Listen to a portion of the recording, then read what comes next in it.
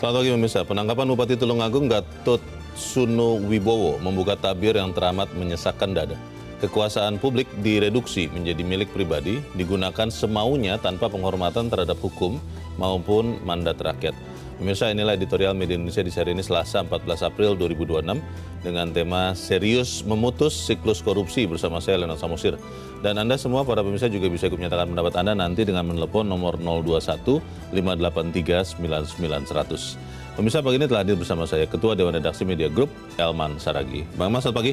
Pagi Bung Leo. Sehat-sehat Bang? Sehat. Sehat jiwa dan raga juga? Pastilah. Mental juga? Tidak seperti ini.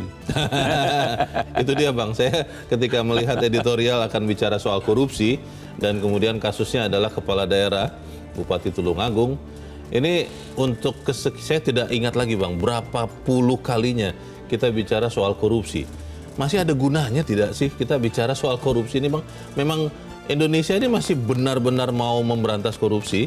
Atau akhirnya Bang, karena sebegitu banyaknya korupsi, ya sudahlah kita terima saja jadi bagian kehidupan kita. Seperti penyakit COVID Bang, itu kan kita terima saja. Bagaimana Bang? Ya mungkin pertanyaan berikutnya, mungkin nggak korupsi ini bisa diberantaskan gitu? Nah itu dia. Iya kan? Karena kalau kita lihat dari apa yang sudah terjadi kan seperti makan obat aja kan? Iya. Pasti 3 kali sehari kan gitu. Betul. Kan? Nah ini juga pasti tinggal sekali seminggu, sekali 2 minggu, sekali sebulan dan sebagainya kan. Kalau minum obat 3 kali sehari, kalau dosisnya tepat biasanya sembuh Bang. Sembuh. Kalau yang ini? Oh enggak. Kambuh lagi? Kambuh lagi dia kan. Karena memang pertanyaan kita kepada penegak hukum ya, kepada KPK, Kejaksaan, Kepolisian, apakah OTT itu tujuan akhir? Apakah memang mereka itu para penegak hukum ini tujuannya hanya nangkapin aja Pak ya? Kan begitu kan? Kan mestinya kan dibalik daripada menangkap koruptor itu kan mestinya kan yang diutamakan kan pencegahan. Bagaimana upaya pencegahan? Supaya korupsi kepala daerah ini tidak terulang. Kalau ini kan terulang. Ganti orang saja, dan ganti oleh karena daerah. itu memang ketika penegakan hukum itu dilakukan, maka yang juga tidak kalah penting adalah bagaimana menimbulkan efek jerahnya kan. Dan ini nggak ada. Efek jerahnya tidak ada, pencegahannya juga mungkin juga tidak ada gitu. Jadi sepertinya pekerjaan rutin aja, yang penting ada KPK, ada Kejaksaan, ada Kepolisian, emang ya udah tugas kita nangkap kan gitu. Itu dia. Ada yang menyebut bahwa korupsi di Indonesia itu dengan istilah lingkaran setan Bang. Namanya juga setan ya. Sampai nanti hari penghakiman kan setan akan terus ada di bumi ini. Pertanyaannya adalah bagaimana kita bisa memutus siklus korupsi. Kita akan bahas itu Bang Iman dan pemirsa, inilah editorial Media Indonesia untuk hari ini Selasa 14 April 2026. Serius memutus siklus korupsi.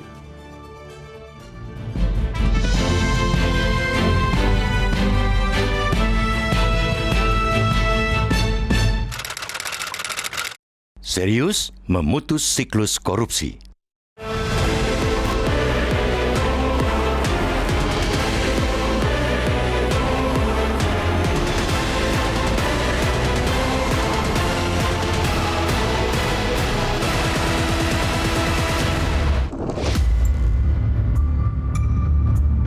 Penangkapan Bupati Tulungagung Gatot Sunowibowo membuka tabir yang teramat menyisakan dada.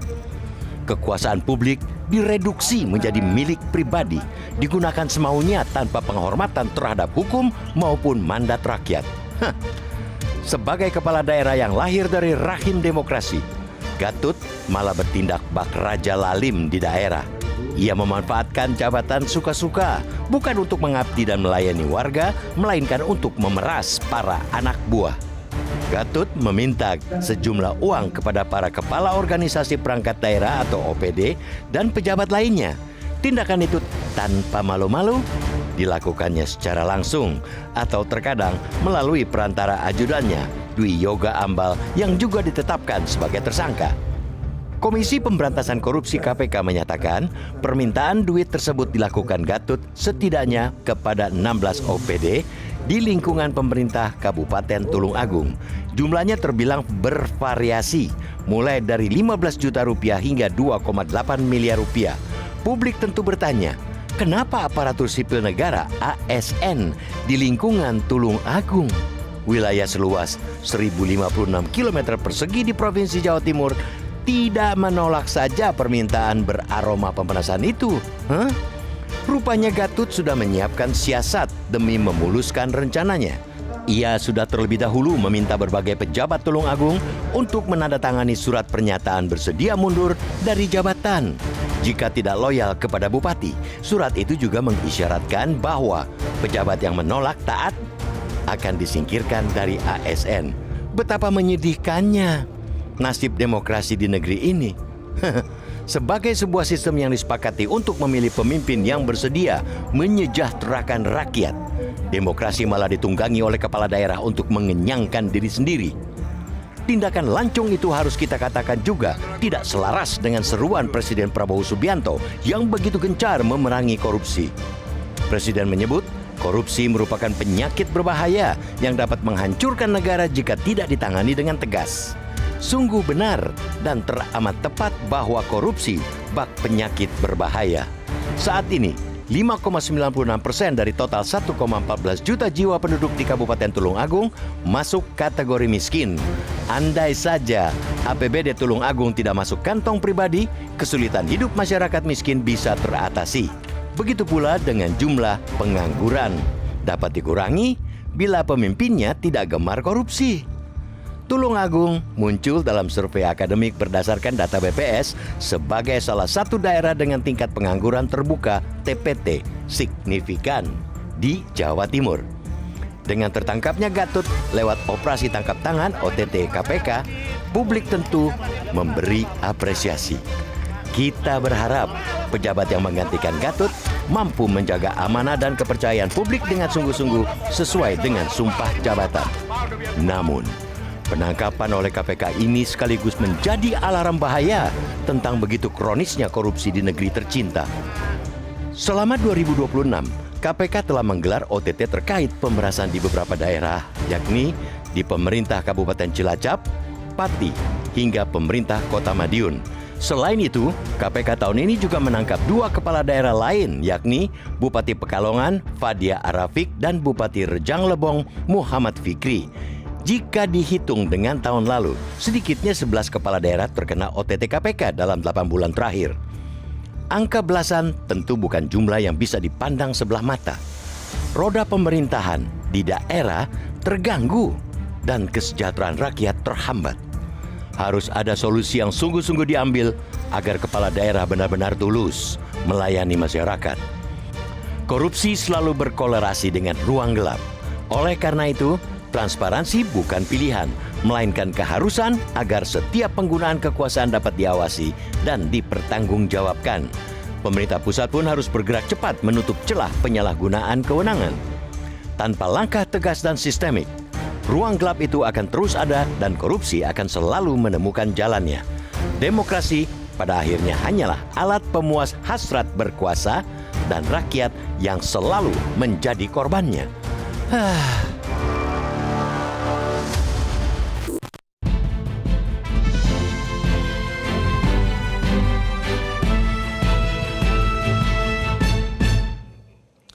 Di bagian berikut Anda bisa menyatakan pendapat Anda terkait editorial pagi ini. Pemirsa, untuk saat ini tetaplah bersama kami.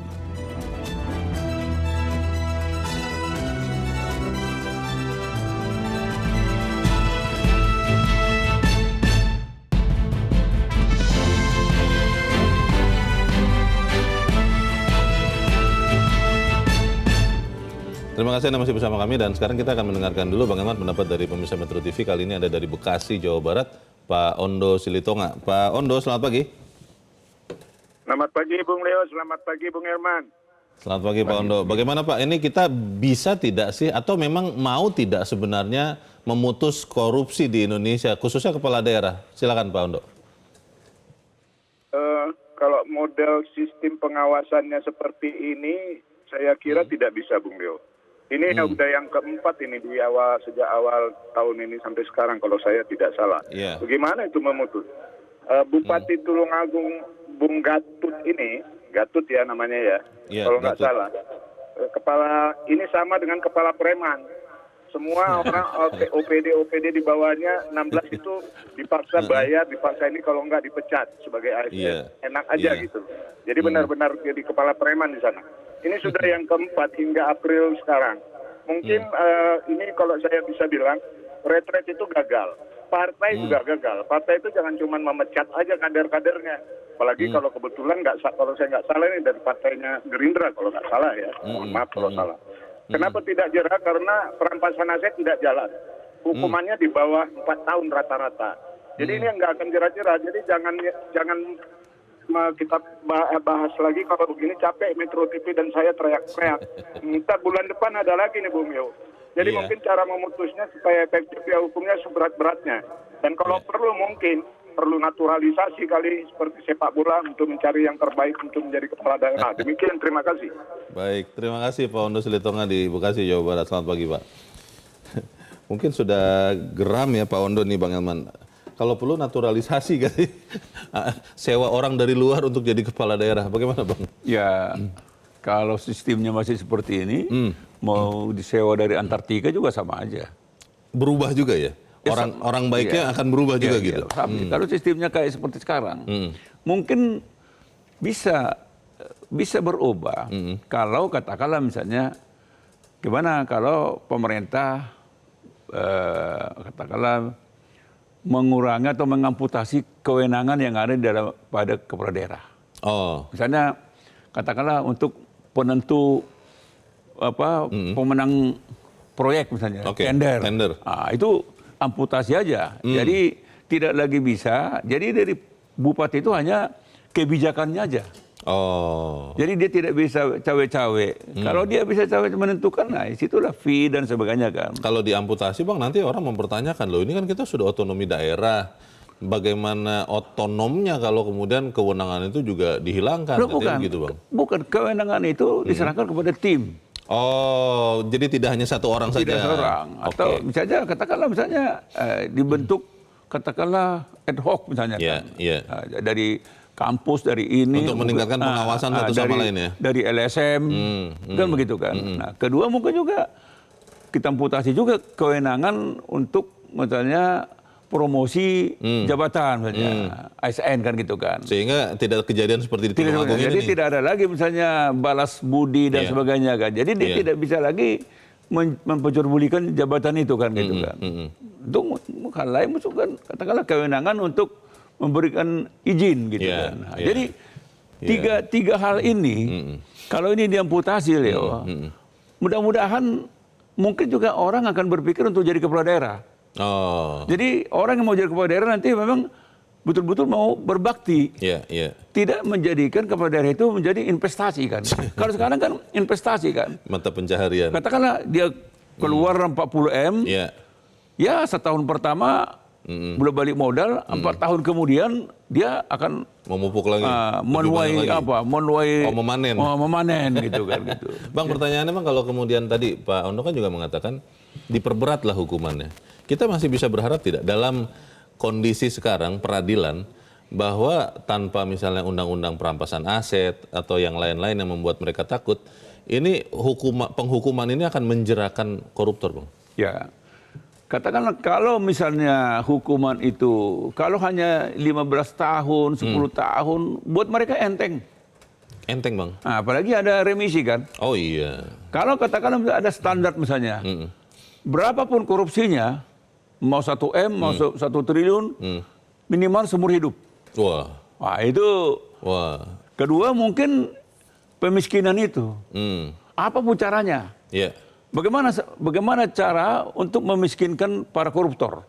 Tapi kan susah Bang, belum ada undang-undangnya Bang sampai sekarang Bang. Pokoknya itulah yang harus diupayakan oleh pemerintah bersama DPR ini kan. Bagaimana cara, ini kan untuk efek jerah kan. Iya. Supaya tadi kan dari awal kita bilang kan takut. Efek jerah. Kalau nggak ada efek jerah, Leo, bergantian saja. Aduh, apa 10 tahun, apa 15 tahun. Tapi kan masih banyak Bang orang-orang baik di jajaran kepala daerah, pasti masih banyak yang memang tidak korupsi Bang. Itu juga pernyataan kau ini perlu dikaji ulang ini. Kenapa Bang?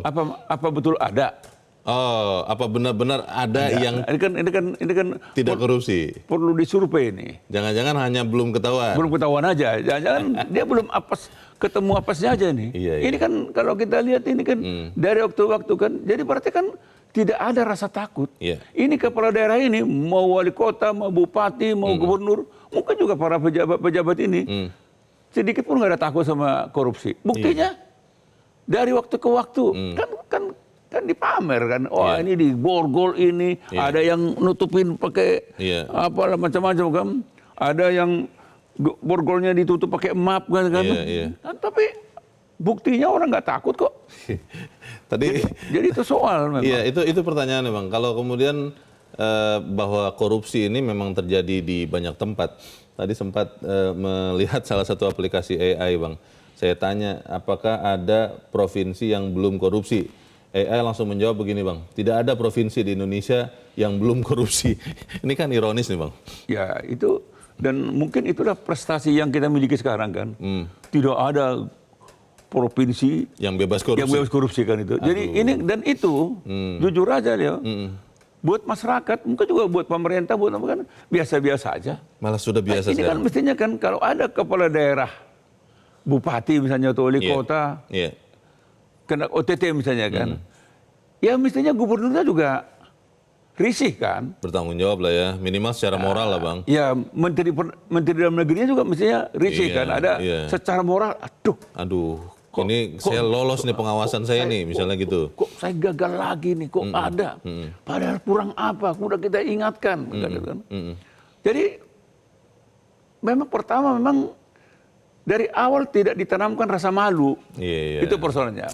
Dan dari dulu kita selalu bilang, rasa malu inilah yang sudah hilang dari pejabat-pejabat ini. Sudah diekspor habis ya? Sudah, memang. Abang sering sekali bilang di sini. Sudah apa, kalaupun mau kita mungkin ada rasa malu mereka, kita harus import. Itu dia.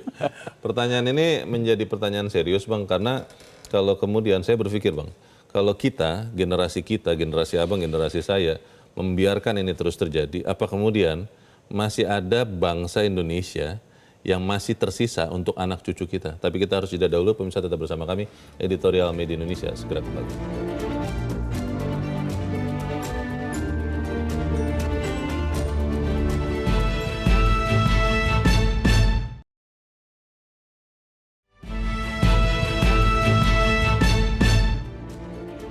Terima kasih Anda masih bersama kami dan kita ada di bagian akhir dari diskusi kita pagi ini. Bang Elman, bagaimana Bang kita memastikan anak dan cucu kita masih bisa hidup di Indonesia dengan kepala daerah yang tidak korupsi Bang? Kalau kemudian kita menganggap sekarang ya business as usual saja, seperti ini terus terjadi, bagaimana Bang? Ya tidak mudah sih Leo kan, karena kalau kita lihat kan apa namanya itu usia korupsi di bumi ini kan juga sudah tua banget kan. Lama juga ya. Lama juga. Jadi nggak mudah. Memang salah satu upaya katakanlah seperti yang kita katakan tadi, mengamputasi beberapa kewenangan kan. Itu mutlak itu. Supaya tidak powerful banget ya. Satu tidak powerful, kedua juga memang dari awal dia niat untuk mengambil uang udah sulit. Jadi sudah dari awal juga sudah ada batasan. Ditutup celah-celahnya. Ditutup celah. Oh, berarti dagang proyek nggak bisa. Dagang jabatan nggak bisa. Dagang surat izin juga nggak bisa. Nah, itu kan sudah menutup kan. Nah, berikutnya mungkin yang tidak kalah pentingnya pengawasan ya. Pengawasan di dalam. Nah, di sini pentingnya peran inspektorat. Tapi bagaimana inspektorat itu bisa punya taring kalau dia juga di bawah bayang-bayang kepala daerah. Malah sering yang mengangkat mereka kan kepala daerah. Nah iya makanya, jadi kepala daerah itu tidak bodoh. Dia akan mengangkat inspektorat yang betul-betul orang dia kan gitu kan. Temannya gitu kan. Orang yang senapas, orang yang seirama kan gitu kan. Nah ini yang harus diubah. Jadi bagaimana cara pemerintah inspektorat itu menjadi pegawai yang ditugaskan dari pusat. Jadi dia tidak ada kaitannya dengan kepala daerah. Sehingga bisa benar, bisa bebas nilai. Ya, begitu, Bang, ya? jadi dia independen betul dia. Iya. Katakanlah misalnya ditugaskan dari BPKP atau ditugaskan dari BPK. Bisa itu ya? Nah, itu bisa. Tinggal bagaimana aturan main aja kan. Iya. Nah, kedua juga misalnya DPRD. Iya. Nah, ini harus mengawasi. Tapi kan juga sulit juga. Ini juga sering juga, mohon maaf. Iya. Mungkin tidak semua. Iya. Tetapi kan di dalam banyak daerah, DPRD ini juga main mata dengan kepala daerahnya kan. Kong kali kong ya? Kong kali kong. Jadi dengan cara-cara seperti selama ini, Iya. memang itu akan membuat suburnya korupsi. Dan seorang kepala daerah merasa dirinya raja-raja. Iya, raja-raja daerah. Ya, ini jujur aja Leo. Kalau katakanlah misalnya keadaan ini ya, kalau dibiarkan tidak ada perubahan. Kalau katakan misalnya KPK, Kejaksaan, Kepolisian sepakat melakukan OTT. Berbarengan. Ya berbarengan mereka, terserah. Melakukan OTT kepala daerah, wali kota, bupati, gubernur, melakukan OTT juga ke departemen pemerintahan. Mungkin jangan-jangan juga tiap hari itu akan banyak yang diborgol pejabat-pejabat itu. Yes, Karena ini kan ini sebenarnya jangan-jangan kalau hanya fokus kepala daerah, jangan-jangan dalam waktu 2 tahun ini seluruh kepala daerah semua digaris. Dan kita dipimpin oleh PLT. Nah, kalau misalnya Kejaksaan, Kepolisian, KPK berbarengan melakukan OTT, 2 tahun aja bisa tuntas semua untuk menggebor. Kita harap itu tidak terjadi karena kita benar-benar ingin menghapus korupsi. Bang Elman, terima kasih sudah hadir di tempat ini. Selamat pagi, Bang. Pemirsa, maraknya fenomena operasi tangkap tangan terhadap kepala daerah menegaskan tanpa transparansi radikal dan langkah yang tegas, demokrasi akan terus tersandera oleh keserakan penguasa. Mari kita serius memutus siklus korupsi. Saya Leonard Samsudin, terima kasih. Anda sudah menyimak editorial Media Indonesia pagi ini. Terus jaga kesehatan Anda, terus jaga nurani Anda. Selamat pagi, sampai jumpa.